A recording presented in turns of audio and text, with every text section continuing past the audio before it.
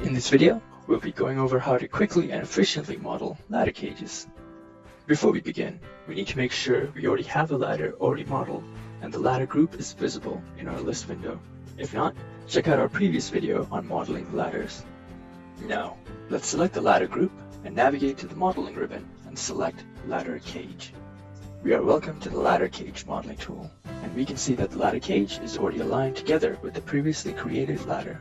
Let's jump into step 1, where we define the start and the end hoops by selecting the position of the first hoop using the select option, and define the last hoop using the same method.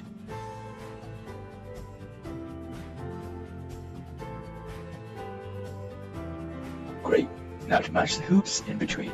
If your hoops are evenly distributed, then you may simply measure the interval and enter it here. But the ladder cage we are working with here does not have an evenly distributed hoops. So what we can do is use the pick to add hoops option to add hoops at each point.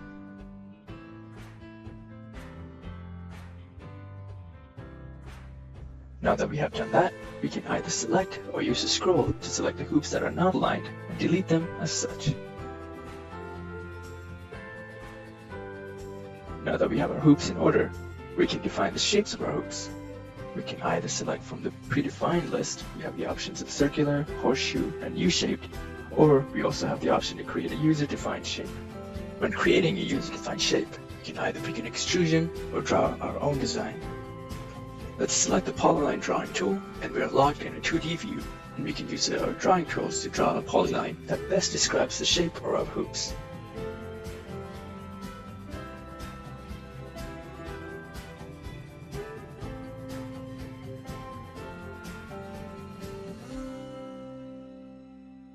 Once we are done with our drawing, we can select Validate and then hit Create, and we can see our user-defined shape in our view. For the purpose of this video, I'll be using the U-shape as it best describes the hoops I'm working with. Now that we have our shape, we can define the radius and the dimension, which simply implies the horizontal distance of the hoop. We can either measure these values using our measurement tool, or use the scroll option to quickly manipulate the radius and the dimension to fit our hoops as such. As we're doing this, it's best to define the number of straps and manipulate the width and the thickness, as this affects the width and thickness of our hoops as well. When manipulating the dimensions of the hoops, make sure to keep an eye on the straps, as it can serve as a guide to help us better match our point cloud. Keeping an eye on the point cloud and the straps, I decrease the radius and the dimension so that the model best fits the straps of the point cloud. By using the scroll, we repeat this process for all the other hoops as well.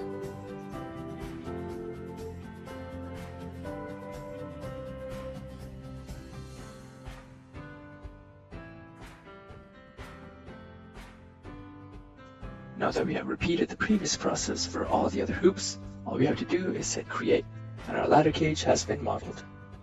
Thank you for watching. Check out our other videos, and see you next time.